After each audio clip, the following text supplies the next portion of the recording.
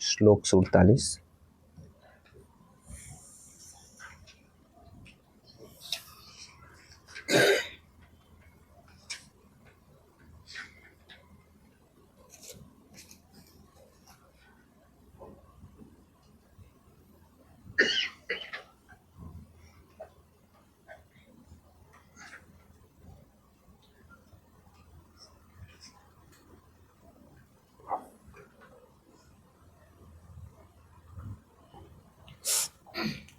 गुरुर्ब्रह्मा गुरुर्विष्णुः गुरुर्देवो महेश्वरः गुरुः साक्षात् परब्रह्म तस्मै श्री गुरवे।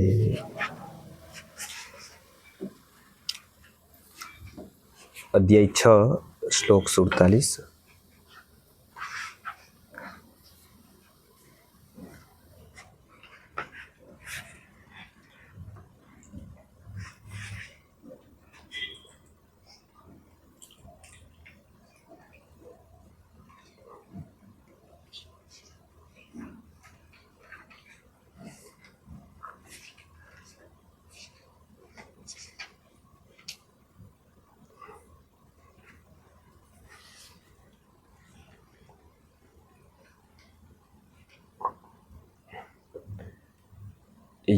योगिनामपि सर्वेषां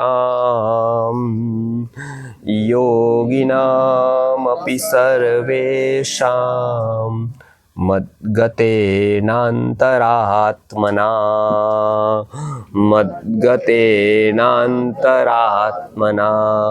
श्रद्धावान् भजते यो मां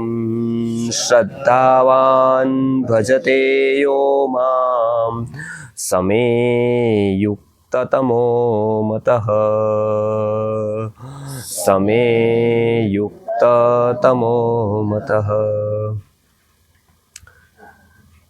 ગયા શ્લોકમાં તસ્માદ યોગી ભવાર્જુનમાં યોગી અર્થાત ભક્ત એના વિશે જાણ્યું હતું. એના 3 સ્ટેપ કીધા હતા. સૌ પ્રથમ વાત કરેલી હતી કે તપસ્વી ભ્યોધિકો યોગી, તપસ્વીથી યોગી શ્રેષ્ઠ છે.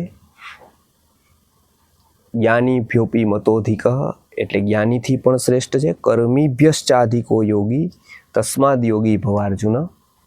અહીંયા કહે છે કે એ યોગીનામ અપી સર્વેશામ બધા જ ભક્તોમાં પણ મદગતેન અંતરાત્મના અંતરાત્માથી જે યુક્ત, અંતરાત્માથી જે સંયુક્ત છે એટલે કે બહિરથી નહીં, અને શ્રદ્ધાવાન છે એ સૌથી શ્રેષ્ઠ છે, એ ઉત્તમ છે.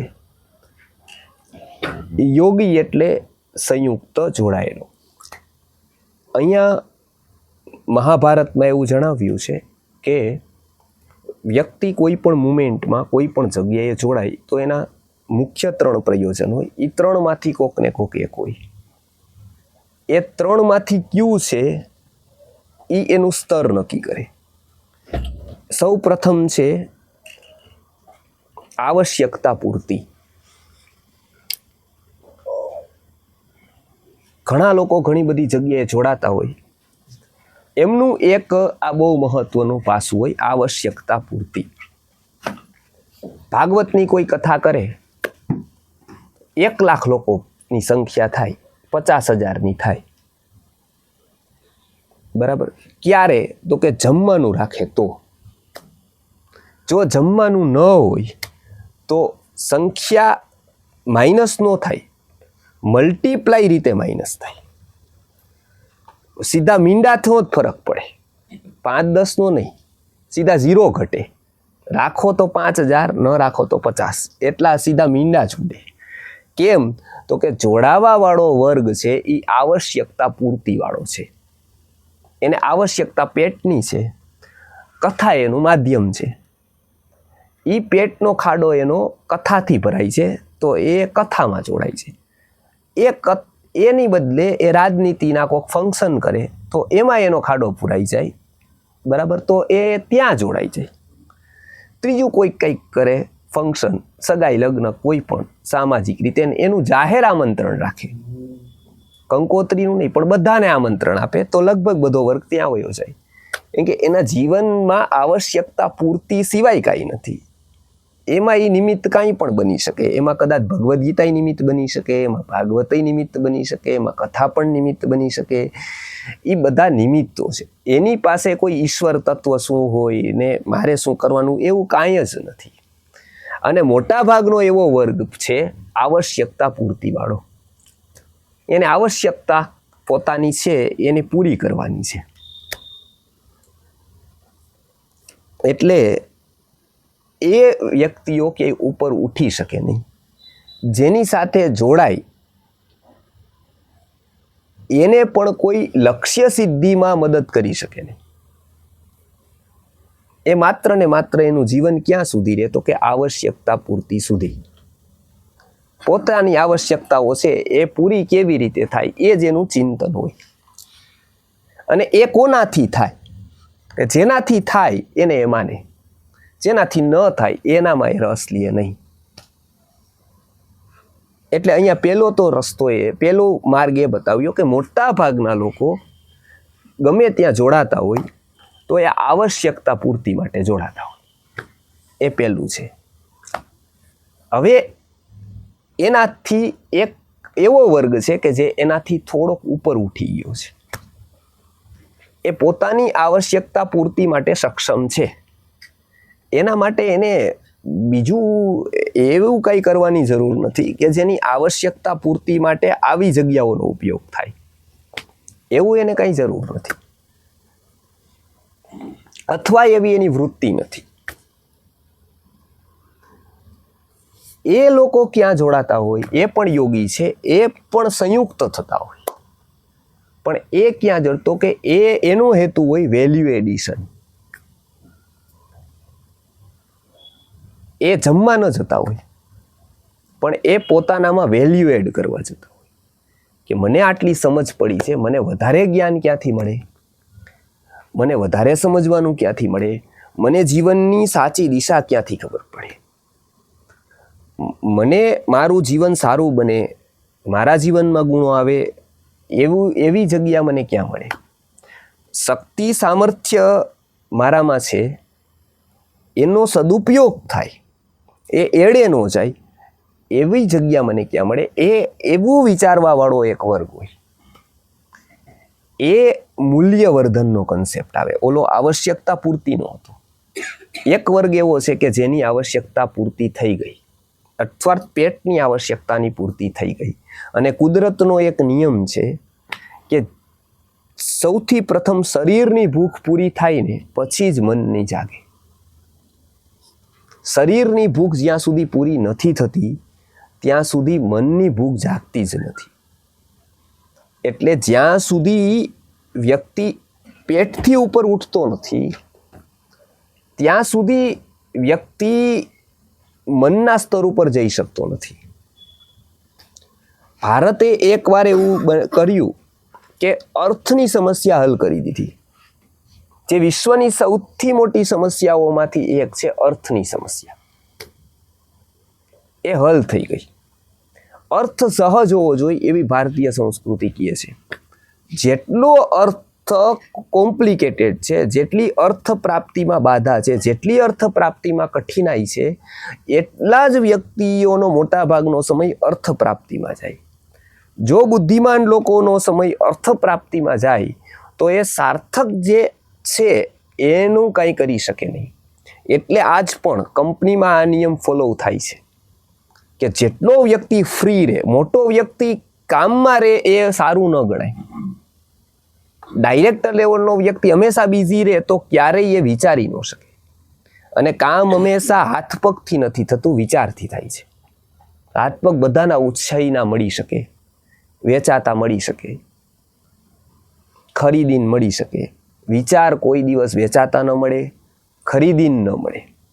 સર્જન ક્યારે પણ વેચાઈ નહીં શકે, એ હંમેશા પોતાનું જ રહે. એટલે 100 મજૂર કદાચ ન આવે તો ફેક્ટરી ચાલે, પણ એક ડાયરેક્ટર 5 દિવસ ન આવે મેન્ટલી, શારીરિક નહીં, એનું બે ધ્યાન થાય તો ન ચાલે. કેમ કે એના નિર્ણયો મહત્વના હોય, ડિસિઝન મહત્વના હોય ને એ અહીંથી લેવાના હોય. એટલે આ રૂલ કે જેમ મોટો વ્યક્તિ થતો જાય કોઈ પણ ક્ષેત્રમાં, એટલો એ વિચાર માટેનો અવકાશ એની પાસે હોવો જોઈએ. જો વિચારનો અવકાશ ન રહે તો જાણે અજાણે એ વ્યક્તિ ઘણી બધી ભૂલો કરે, કેમ કે વિચારનો જ અવકાશ નથી એની પાસે. એટલે સૌ પ્રથમ એવો નિયમ છે કે શરીરની જરૂરિયાતથી વ્યક્તિ ઉપર ઉઠી જાય. જો જન્મારાવો પછી અનુકૂળતા એવી આવે કે એમાં ભૌતિક જીવનની ચિંતાથી વ્યક્તિ મુક્ત થાય થોડો. એવી ભગવાન પરિસ્થિતિ એને આપે કે એને ભૌતિક જીવનની ચિંતા બહુ ન કરવી પડે. પણ તકલીફ એવી પડે કે જો ભૌતિક જીવનની ચિંતાથી એને મુક્ત કરી દે તો બીજા પાસું એ પકડી લે ઇન્દ્રિયોની વૈષયિક લાલસા. તો એ એવી બધી વસ્તુઓ પકડી લે કે જે બિલકુલ એના જીવનમાં જરૂરી નથી. કેમ? તો કે એને પકડાવા વાળું કોઈ નથી. જો પકડાવા વાળો વ્યવસ્થિત એને મળી જાય તો કોઈ તકલીફ નથી. જેને આપણા શાસ્ત્રોમાં ગુરુ કીધો. ગુરુની બહુ લાંબી ચોડી વ્યાખ્યા નથી. ભગવાનનો વિચાર આપણા સુધી લઈ આવે અને આપણને ભગવાન સુધી લઈ જાય. આ બે જ કામ કરે. બાકી એનો મંદિર બાંધવાનું એનું કામ છે નથી, તો એ બે દલાલી કરવાનું, બે લોકોને મેળવવાનું નથી, એને સગાઈ સક પણ કોઈના કરાવવાના નથી, તો બીજું કોઈ સોશિયલ ફંક્શન કરવાનું. એનું કામ માત્ર એક જ છે, ભગવાનના વિચારો આપણા સુધી લાવવાના અને આમને એવો રસ્તો બતાવવાનો કે ત્યાં સુધી પહોંચે. બાકી કોઈ જ વસ્તુમાં એનું કોઈ દાયિત્વ નથી બીજું કોઈ જ. આનું અનુકૂળ થાય એટલું કરી શકે, આનાથી પ્રતિકૂળ લાગે એવું એ ન કરી શકે. આ બે જ કામ એના છે. બાકી કોઈ પણ વસ્તુ એને દાયિત્વમાં નથી. કોઈ લોકોના છોકરાઓને ધંધે લગાવવા, એની રોજીરોટીની વ્યવસ્થા તો એને પેદા કર્યા છે, એને લગાવવાના છે. ગુરુનો એમાં કોઈ રોલ નથી. એને એવી આશીર્વાદ નથી આપ્યા કે તમે પેદા કરો. એને એવો કોઈ રોલ આપવામાં નથી આવ્યો કે આ ગરીબોને પેલું કરે, કેમ કે એ વૃત્તિથી ગરીબ રહ્યા છે. એ ગરીબ છે એટલો જ એનો પોતાનો પણ એટલો જ વાંક છે. કેમ કે ગરીબ એ નથી, એની વૃત્તિ એવી છે કે જે ગરીબાઈ છે. કેમ કે વ્યક્તિના જે પ્રોબ્લેમ છે એ સ્થિતિના ઓછા છે, વૃત્તિના જ વધારે છે. એટલે પેલી વસ્તુ એ કીધી કે આવો એક વર્ગ છે કે જે આનાથી ઉપર ઉઠ્યો છે, એ મૂલ્યવર્ધનમાં માને છે. પેલો આવશ્યકતા પૂર્તિમાં માને છે. બીજો શેમાં માને છે? બીજો શા માટે જાય છે? તો કે આવશ્યકતા પૂર્તિ માટે નહીં, મૂલ્યવર્ધન માટે. ભારતમાં એકવાર એવું થયું હતું કે આવશ્યકતા પૂર્તિ થઈ ગઈ એટલે શરીરની ભૂખ પૂરી થઈ. શરીરની ભૂખ પૂરી થતાં જ મનની ભૂખ જાગી. એટલે ઉત્તમ પ્રકારનું સાહિત્ય અહીંયા રચાણું. સૌથી સારામાં સારા નાટકોનું નિર્માણ અહીંયા થયું. સૌથી ઉત્તમ કક્ષાનું સંગીત અહીંયા જન્મ્યું. સૌથી ઉત્તમ પ્રકારનું શિલ્પશાસ્ત્ર અહીંયા આવ્યું. પેઇન્ટિંગ, ડ્રોઈંગ, એની કળા. સૌથી ઉત્તમ પ્રકારનું સ્થાપત્યની સ્થાપના અહીંયા થઈ. સૌથી ઉત્તમમાં ઉત્તમ એવું કહેવાય ઔષધિનું શાસ્ત્ર અહીંયા વિકસ્યું. સૌથી ઉત્તમ પ્રકારનું ખગોળ વિજ્ઞાન અહીંયા જન્મ્યું. સૌથી ઉત્તમ કહી શકાય વર્લ્ડમાં એવું ગણિત અહીંયા જન્મ્યું. આ એક વિષયોનો અહીંયા જન્મ એટલે થતો ગયો કેમ કે મનની ભૂખ શરૂ થઈ હતી. શરીરની ભૂખ પૂરી થઈ ગઈ. શરીર માટે કંઈ કરવાનું ન રહ્યું એટલે હવે શેના માટે કરવાનું રહ્યું? તો દોડ મનની શરૂ થઈ. જ્યારે આ બેઝ પૂરો થઈ ગયો એનો, નહીતર એ શક્ય જ નથી. ત્યારે યુરોપિયન કન્ટ્રીઝમાં પેટની ભૂખ હતી, એ અહીંયા પૂરી કરી દીધી હતી. એટલે તારાની ભાષા, ખગોળનું વિજ્ઞાન, સૂર્યચંદ્રની ગતિ, વ્યક્તિનું માનસ, મનોવિજ્ઞાન, વ્યક્તિનું સ્વાસ્થ્ય, આયુર્વેદ, આવા અનેક વિષયો ઉપર દોડ શરૂ થઈ. આભને આંબી શકે એવી, બ્રહ્માંડ ભેદી શકે એવી બુદ્ધિથી અનેક કુદરતના રહસ્યોનો તાગ મેળવવામાં આવ્યો. કુદરતે નહીં જાણેલા જગતે નહીં જાણેલા સત્યોનો સાક્ષાત્કાર અનેક મનીષીઓએ જગતોને કરાવ્યો. અનેક પ્રકારના સત્યોને જગત સામે ઉજાગર કરી દીધા અનેક વૈજ્ઞાનિકોએ. કેમ તો કે મનની ભૂખથી. પણ પછી એવું લાગ્યું કે આ બધા વિજ્ઞાન જ્યાં સમાપ્ત થાય છે ત્યાં એક આત્માનું વિજ્ઞાન શરૂ થાય છે. યસ્મિન જ્ઞાતે ભવે જ્ઞાતમ વાંગ્મયમ સચરાચરમ. આ બધામાં એક ક્વેશ્ચન માર્ક છે કે આવું કેમ. બધામાં એક ક્વેશ્ચન માર્ક છે. છેલ્લે એ વિજ્ઞાન એક જગ્યાએ જઈને રોકાઈ જાય છે. કેટલા બધા કાર્યકારણ ભાવ સમજાઈ જાય છે, પણ ક્યાંક એવા કાર્યકારણ ભાવ છે કે જે કોઈ જ સમજાતા નથી. કેટલો બધો તર્ક લગાવવામાં આવે, જેમ જેમ વ્યક્તિ તર્ક લગાવે છે તેમ તેમ વ્યક્તિ એમાં ભૂલો પડતો જાય છે. બુદ્ધિ એક પ્રશ્નનો જવાબ આપે છે, સામે 3 પ્રશ્નો ખડા થઈ જાય છે. એ પ્રયત્ન ગુરુ કરે છે. ગુરુ પણ તર્કથી પ્રયત્ન કરે છે સમજાવવાનો.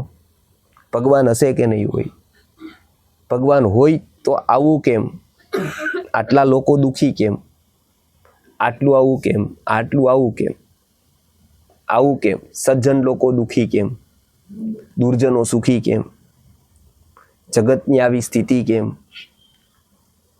ત્યાં એવું મન માનવા માંડે છે કે ભગવાન જેવું કંઈ નથી.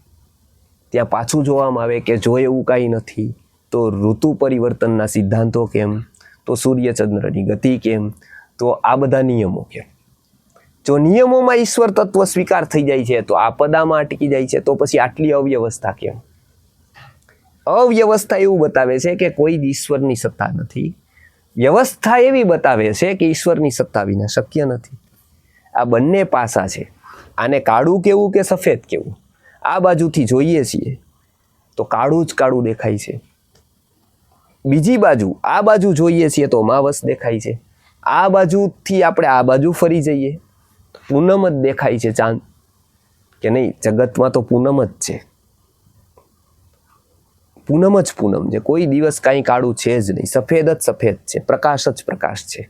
એ એક ખંડમાં રહીને ચાંદો જોવે છે, પેલી બાજુ રહીને જોવે છે એ એવું કહે છે કે નહીં અમાસ જ છે.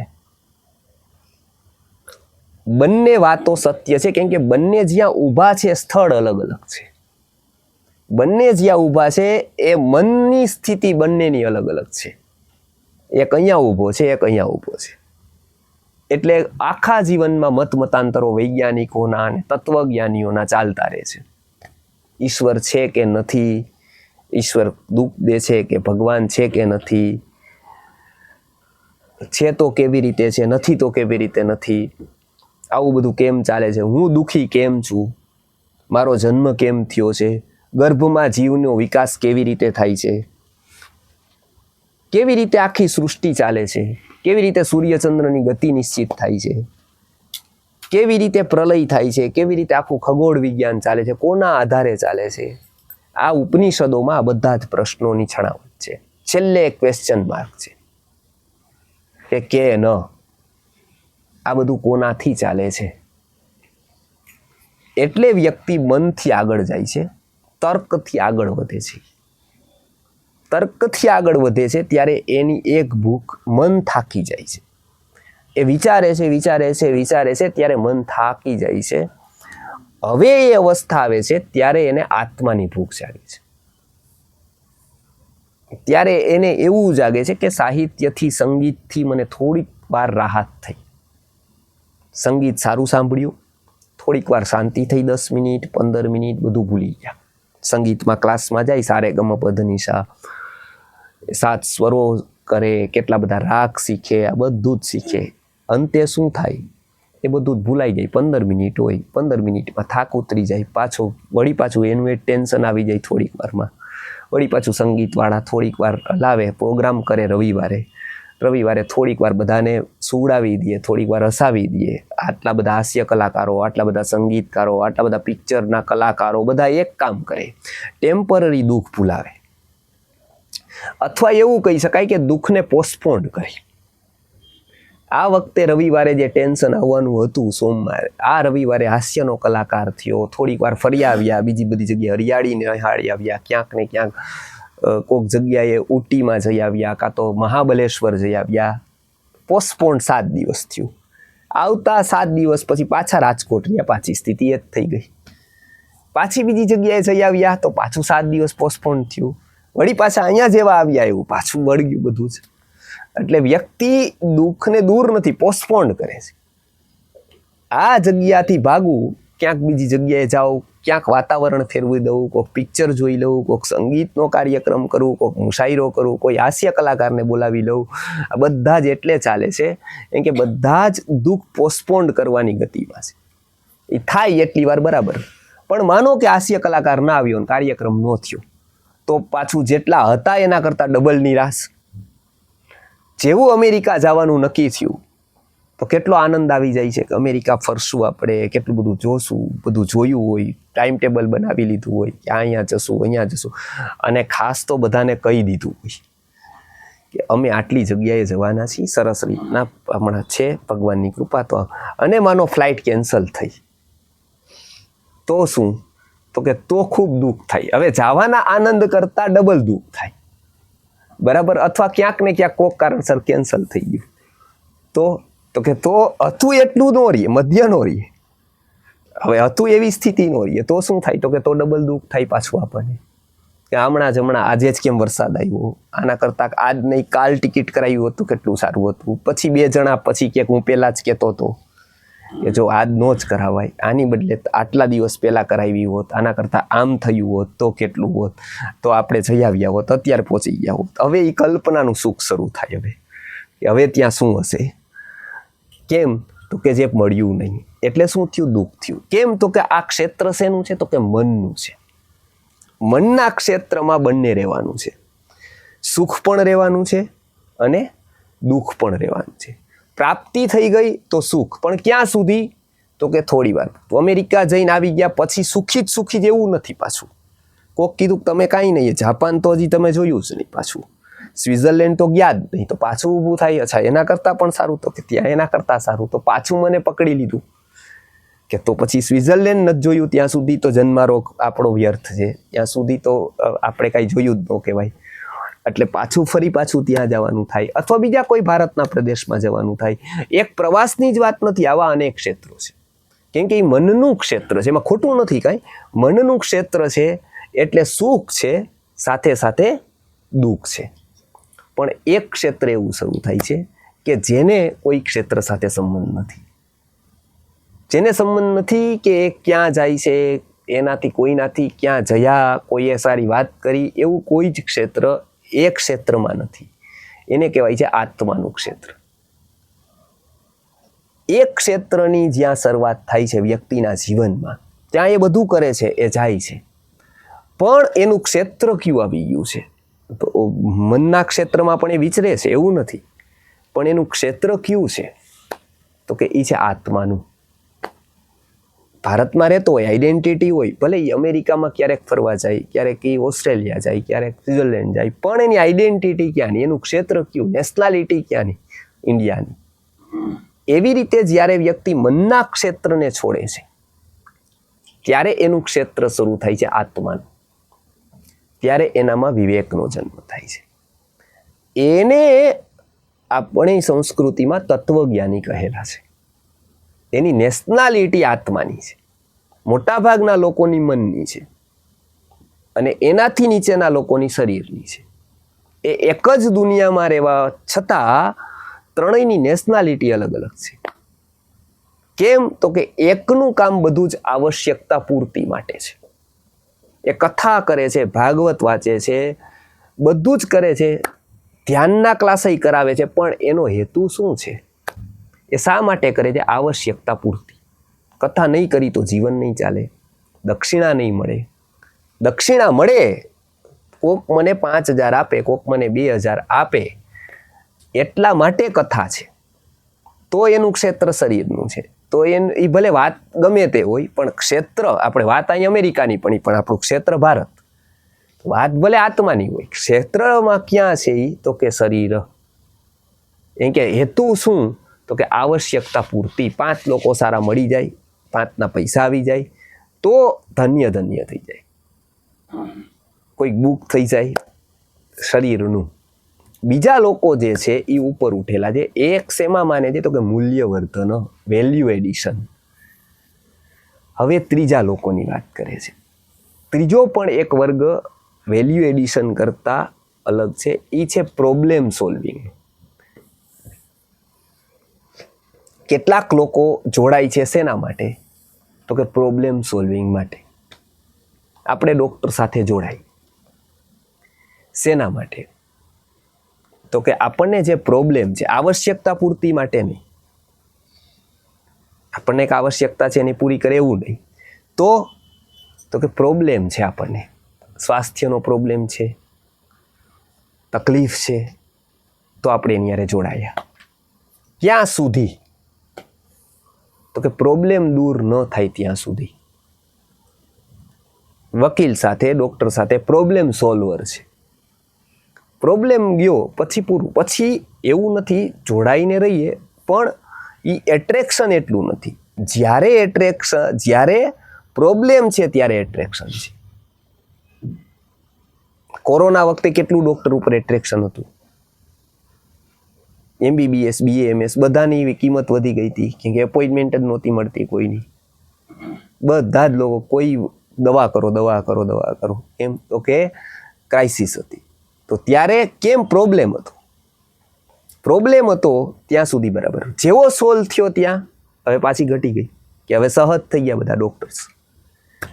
એક એવો વર્ગ છે જે પ્રોબ્લેમ સોલ્વ કરવા માટે, સારા કાર્યોમાં પણ ઘણા લોકો પ્રોબ્લેમ સોલ્વ કરવા માટે જોડાય છે. એ સારી વાત છે. એવી રીતે શેનો પ્રોબ્લેમ છે? શરીરનો છે, મનનો છે, આત્માનો છે. રાગ, દ્વેષ, મોહ, મત્સર, ઈર્ષ્યા, આ બધા આત્માના સ્તર સુધી પહોંચવા માટેના પ્રોબ્લેમ છે. એ દૂર થાય તો વ્યક્તિ પહોંચી શકે, એ બાધા છે. એ દૂર કરવા માટે જે વ્યક્તિ જાય છે એવો એક વર્ગ છે, એ ઉત્તમ વર્ગમાં માનેલો છે. આ ત્રણ રીતે યોગી સંયુક્ત થાય છે. કઈ રીતે? તો કે એક આવશ્યકતા પૂર્તિ. એ પેટ, એનું કેન્દ્ર બિંદુ પેટ છે. એ ભૌતિકમાં પણ કાંઈ નથી કરી શકતો. મનના ક્ષેત્રને આત્માની જવા દો. અને આપણા દેશમાં ખાસ એવું બને છે, બહાર તમે જુઓ તો એ કદાચ અધ્યાત્મમાં સહજ રીતે જઈ શકે એવી માનસિક સ્થિતિ એની બની ગઈ હોય છે. એ કમસે કમ એનું કેન્દ્રબિંદુ પેટ નથી, મહત્વાકાંક્ષા છે. એવરેસ્ટ ઉપર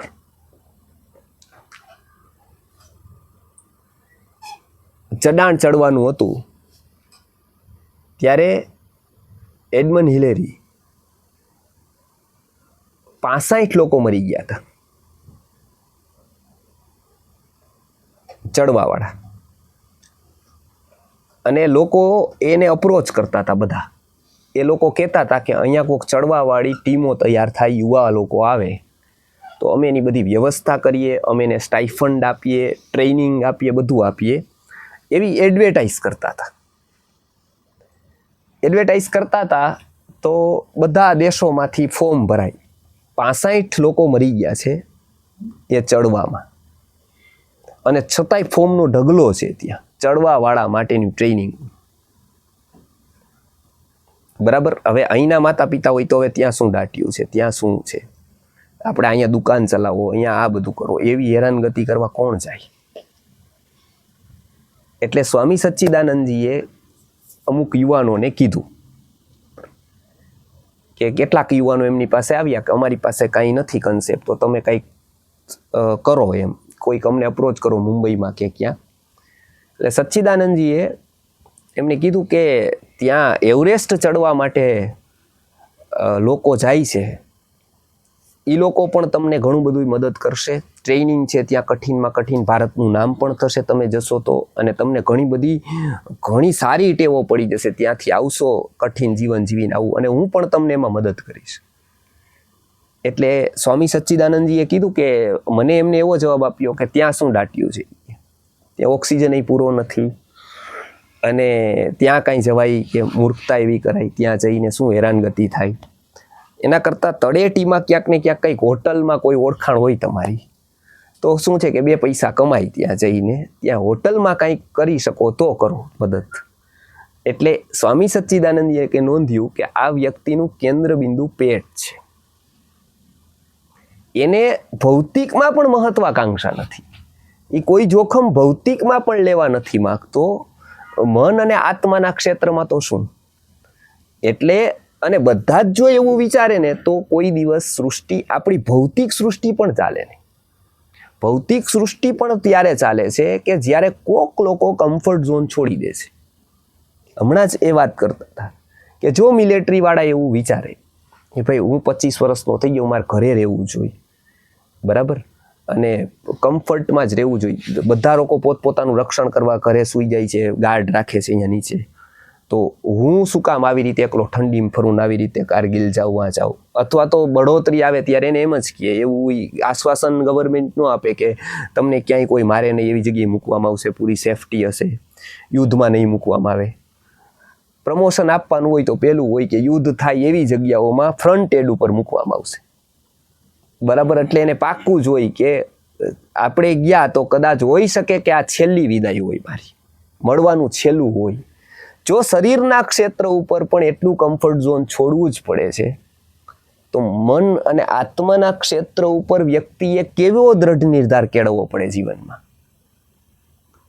એટલું બધું તો કઠિન કંઈ કરવાનું જ નથી, પણ કમસે કમ જીવનમાં તો એટલું તો કેળવવું પડે કે જેમાં હું દ્રઢ રહી શકું.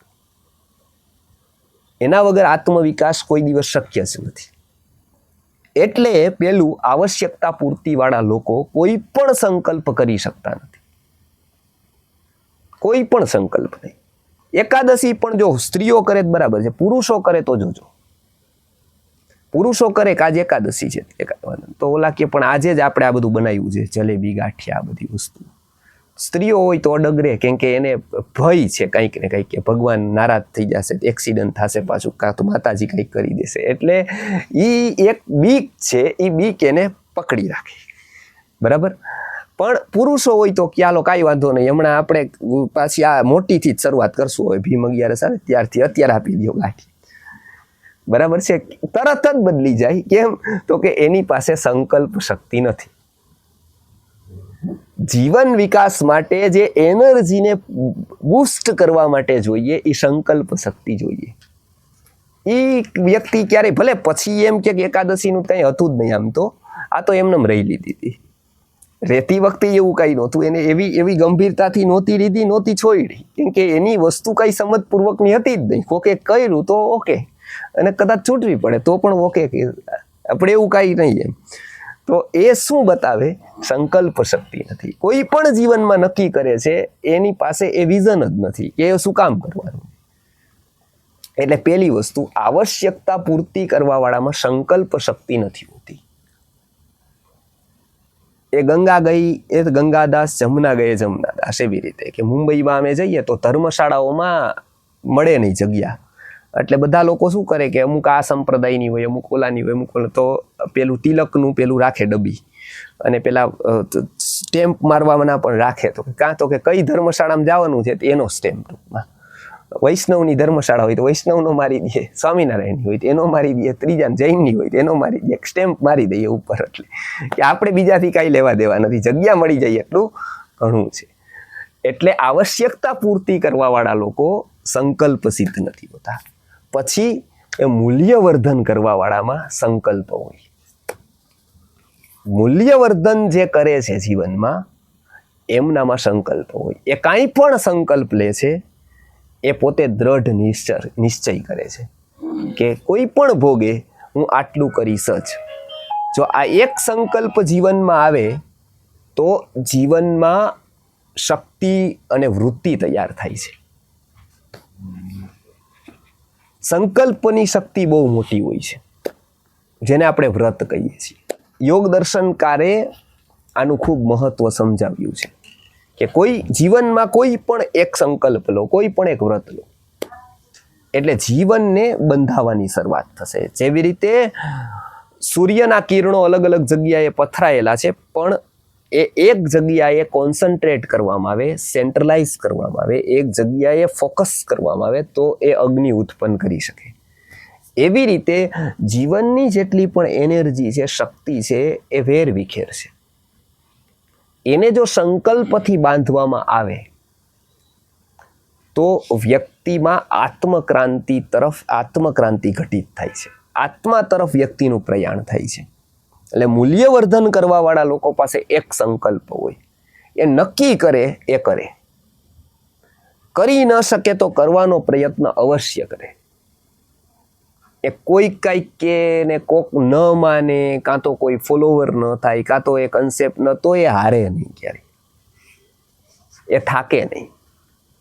એ વ્રત નિષ્ઠા એને કહેવાય કે જગત કાં તો સાથે છે તો પણ કાંઈ વાંધો નહીં, અને કદાચ સાથે નથી તો પણ કદાચ વાંધો નહીં, અને કદાચ સાથે નહીં પણ સામે છે તો પણ કાંઈ વાંધો નથી.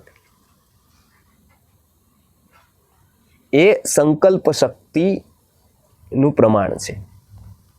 એટલે ક્રિયાસિદ્ધિ સત્વે ભવતી મહતામ નોપકરણેથી. ક્રિયાસિદ્ધિ શેમાં વસેલી છે? તો કે સત્વમાં છે, કરણોમાં નહીં, સાધનોમાં નહીં. સિદ્ધિ છે એ શેમાં છે? તો કે સત્વને અધીન છે, સાધનોને અધીન નથી. ત્રીજા જે છે પ્રોબ્લેમ સોલ્વર, કે જેને આત્માની આ બધી વસ્તુઓ એને પ્રોબ્લેમ લાગે છે, બીજા બધાને નથી લાગતા. બીજા બધાને કોઈ તાવ, શરદી, ઉધરસ સિવાય અને બીજા કોઈ મોટા ઓલા સિવાય, રાગ, દ્વેષ, એ બધા કોઈ પ્રોબ્લેમ જ નથી લાગતા, કેમ કે એ હજી નાના છે, આત્માની દ્રષ્ટિથી ખૂબ નાના છે. પણ અમુક લોકોને પ્રોબ્લેમ લાગે છે જે પોતાના નથી, અને સત્ય અને સાચું કામ લાંબો સમય એ જ કરી શકે કે જેને પોતાનો પ્રોબ્લેમ લાગે. જો એને પોતાનો ન લાગે તો એ લાંબો સમય સુધી કોઈ સાચી વાત, સત્ય વાત ઉપર એ રહી શકે નહીં. કોઈકને ત્યાં આપણે ખબર કાઢવા જઈએ, કોકનો પગ ભાંગી જાય, એમને ત્યાં આપણે ખબર કાઢવા જાય તો આપણે બે શબ્દો આશ્વાસનના કહીએ, જરૂર પડે તો થોડી પૈસા જેની જરૂરિયાત હોય તો દઈએ, કંઈ બીજી જરૂરિયાત હોય તો દઈએ, પણ એનો પ્રોબ્લેમ આપણને આપણો ન લાગે, એ પ્રોબ્લેમ એનો જ લાગે. આપણે એમાં મદદ કરીએ, આપણે એમાં આશ્વાસન દઈએ, બધું જ દઈએ, પણ એનો પ્રોબ્લેમ આપણને આપણો ન લાગે. બરાબર. પણ કેટલીક વસ્તુઓમાં આપણને આપણો પ્રોબ્લેમ લાગે, આપણા જ ઘરમાં કંઈ થયું, આપણને જ કંઈક થયું તો એ પ્રોબ્લેમ આપણો લાગે. આપણો લાગે ત્યારે આપણી ગતિ કેવી હોય, અને એનો હોય ત્યારે આપણી કેવી, બંનેમાં ફરક હોય. સંસ્કૃતિનો, સમાજનો, ઈશ્વર તત્વનો પ્રોબ્લેમ મને મારો જ્યારે લાગે ત્યારે એને ઉઠાડવો ન પડે, ત્યારે એને કહેવું ન પડે, ત્યારે એ સ્વયં પ્રેરિત થાય, ત્યારે એને આમંત્રણની જરૂર હોય, ત્યારે એનામાં સ્વયં જ વિઝન ઘટે, ત્યારે સ્વયં જ કરતા બને, એને બહારના કોઈ ફોર્સની જરૂર ન પડે, કેમ કે એને આનો પ્રોબ્લેમ એને પોતાનો લાગે છે. જો એનો પ્રોબ્લેમ બીજાનો લાગે કે ભાઈ આ તો ઓકે આનો પ્રોબ્લેમ છે, તો એનામાં એટલી તીવ્રતા ના આવે. એટલે આ ત્રણ વસ્તુની વાત કરી. પેલી આવશ્યકતા પૂર્તિ, બીજું મૂલ્યવર્ધન, અને ત્રીજું સમસ્યા નિવારણ, પ્રોબ્લેમ સોલ્વિંગ. એ સમસ્યા એને આત્માની, સંસ્કૃતિની, જેને પોતાની લાગે એ શ્રેષ્ઠ વ્યક્તિ છે. જ્યાં સુધી એ નથી લાગતી ત્યાં સુધી એ માત્ર એક સામાન્ય છે, આવશ્યકતા પૂર્તિના સ્તરે છે. આ ત્રણ વાત યોગી તરીકે, સંયુક્ત તરીકે વાત કરી. એ બધામાં પણ જેનામાં શ્રદ્ધા છે એ યુક્તતમ છે. એની વાત આપણે આવતા વખતે કરશું, શ્રદ્ધા શું છે, અને આવતા વખતે આપણે આ અધ્યાયની પૂર્ણાવતી કરશું કે શ્રદ્ધા શું છે અને આમાં શ્રદ્ધાનું કેટલું મહત્વ છે. કોઈ પ્રશ્ન હોય તો પૂછી શકો.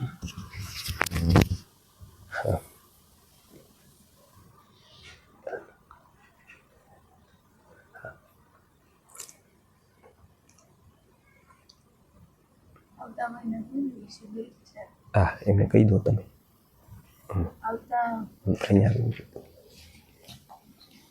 આવતા મહિને ગુરુ પૂર્ણિમા નિમિત્તે શિબિર છે, 20-21 તારીખ, 21-22 શનિવાર રવિવાર આવે છે.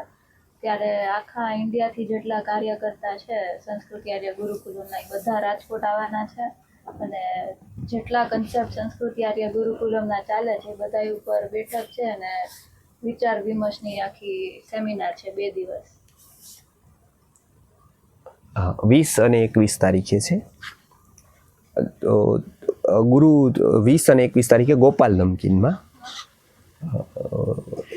ત્યાં 2 દિવસ જેટલા પણ ભારતભરમાં કાર્યકર્તાઓ છે એમને ગુરુજીએ જે મનોવૈજ્ઞાનિક રીતે જે એક સિસ્ટમ આપી છે અને જીવનભર એમને વ્યક્તિ અપ્રોચ ન રાખતા, ભૌતિક અપ્રોચ ન રાખતા સિસ્ટમ અપ્રોચ રાખ્યો છે.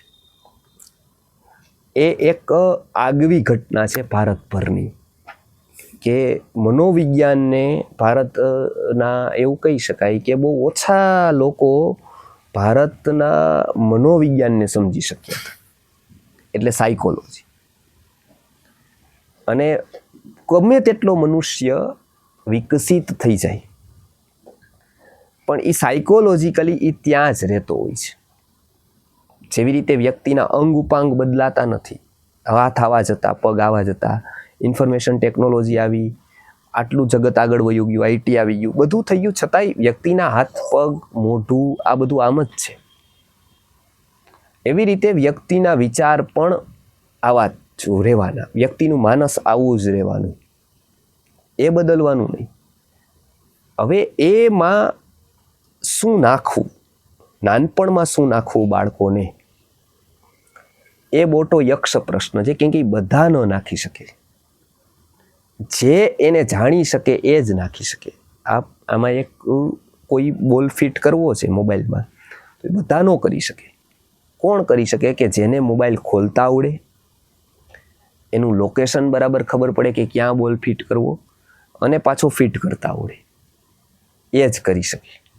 પહેલાંના કાળમાં ઋષિ મુનિઓનું એક વર્ગ આખો શિક્ષકોનો હતો જે મનોવિજ્ઞાન જાણતો હતો, સાયકોલોજી.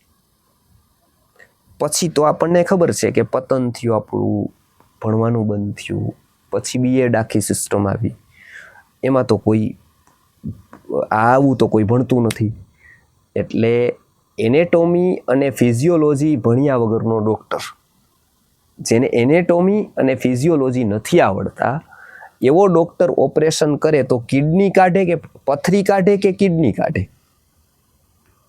સ્વાભાવિક છે, મોટા ચાન્સ છે કે આ કિડની કાઢી નાખશે, કે આ લીવર કાઢી નાખશે. એને ખબર જ નથી કયા લોકેશન ઉપર શું છે અને કેવી રીતે એને કાઢવું. એવી સ્થિતિ જેવો ડૉક્ટર છે દયનીય, કે જે લાભ કરતાં નુકસાન કરવાની સૌથી વધારે શક્યતા ધરાવે છે. એનેટોમી અને ફિઝિયોલોજી નથી ભણ્યો જે ડૉક્ટર, શરીર રચના વિજ્ઞાન ને ક્રિયા વિજ્ઞાનનું જેને જ્ઞાન નથી, એ ઓપરેટ કરશે ક્યાંય પણ તો એ ઓછી શક્યતા છે પથરી કાઢશે, વધારે શક્યતા કિડની કાઢશે. એવી રીતે જેને મનોવિજ્ઞાન નથી ભણ્યો એવો શિક્ષક દુર્ગુણ તો કાઢશે, સદગુણો ઘણા કાઢી નાખશે આમાંથી, જે અત્યારે આપણે સ્થિતિ અનુભવીએ છીએ. કેમ કે એને એ સ્તરે કોઈએ ભણાવ્યું જ નથી, એ સ્તરે એને જોયું જ નથી. એટલે પરમ પૂજ્ય વિશ્વનાથ ગુરુજીએ મનોવિજ્ઞાનનો ગહન અભ્યાસ કર્યો. ગહન અભ્યાસ કરીને વ્યક્તિનો જાણે આંતરિક એક્સરે કાઢી લીધો કે આ વ્યક્તિનું માનસ કામ કેવી રીતે કરે, વેદાંત શું કે, આયુર્વેદ શું કે છે, કેવી રીતે વેદાંત, મનના અનેક એવા ગૂઢ રહસ્યો સિદ્ધાંતો સાથે સમજાવ્યા. અને એમનાથી જન્મ થયો કન્સેપ્ટનો. એક કન્સેપ્ટ એમને આપ્યા. એ કન્સેપ્ટ આખા વિશ્વને, માત્ર ભારતને જ નહીં, આખા વિશ્વને આ છે દિશા સૂચન આપી શકે જો કોઈ પણ રીતે, શિક્ષણમાં, સ્વાસ્થ્યમાં. તો એ કન્સેપ્ટ મુખ્યતાથી એમના કન્સેપ્ટ લગભગ 4 કે 5 જેટલા છે. એમાં સૌથી વધારે મહત્વના એક વૈદિક ગર્ભ વિજ્ઞાન, એક વૈદિક પેરેન્ટિંગ, એક પંચકોશ વિકાસ, એક આચાર્ય નિર્માણ, એક સ્ત્રી શિક્ષણ. આવા કેટલા બધા કન્સેપ્ટ છે કે જે એક બહુ જ દિશા સૂચક થઈ શકે એવા કન્સેપ્ટ છે. એટલે એની માહિતી બધી કાર્યકર્તાઓને આપવામાં આવશે.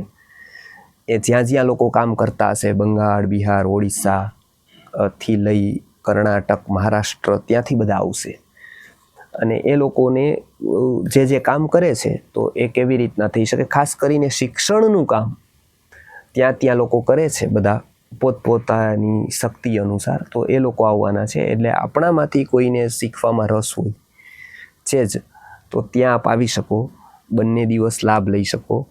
તો એમાં ઘણું નવું જાણવાનું મળશે. એ લોકો પ્રશ્નો ઘણા બધા લઈને આવ્યા છે. એક સ્તરના કાર્યકર્તાઓ છે બધા.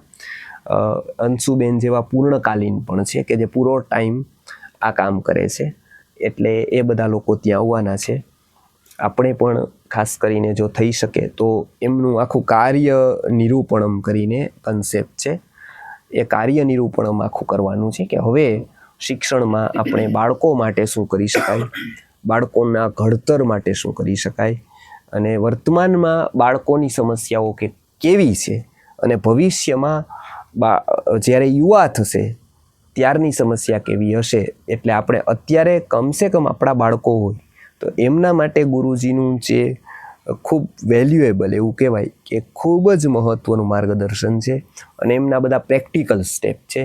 તો એ અત્યારે તો આપણે એનો લાભ લેવો જોઈએ. આપણે થોડું શીખીએ અને થોડુંક આપણા બાળકો પ્રત્યે ભલે જેટલું થઈ શકે એટલું પણ એ ગંભીરતાથી બાળકોમાં રોપવાનો પ્રયત્ન કરીએ. તો એમના માટે આખી શિબિર છે. તો આપ આવો, બધા બહુ સારા લોકો, અધ્યયન કરવાવાળા કાર્યકર્તાઓ આવવાના છે કે જે નિયમિત રીતે વાંચે છે, નિયમિત રીતે વિચારે છે, નિયમિત રીતે કંઈક ને કંઈક સેવા આપે છે. એવા ઘણા બધા કાર્યકર્તાઓ આવવાના છે. શનિ રવિ જુલાઈ.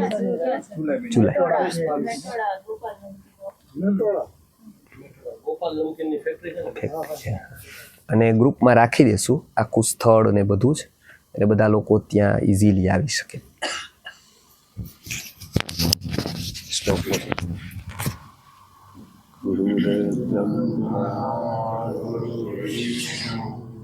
ગુરુર્દેવો મહેશ્વર ગુરુ સાક્ષાત પરબ્રહ્મ તસ્મૈ શ્રી ગુરુવે નમઃ.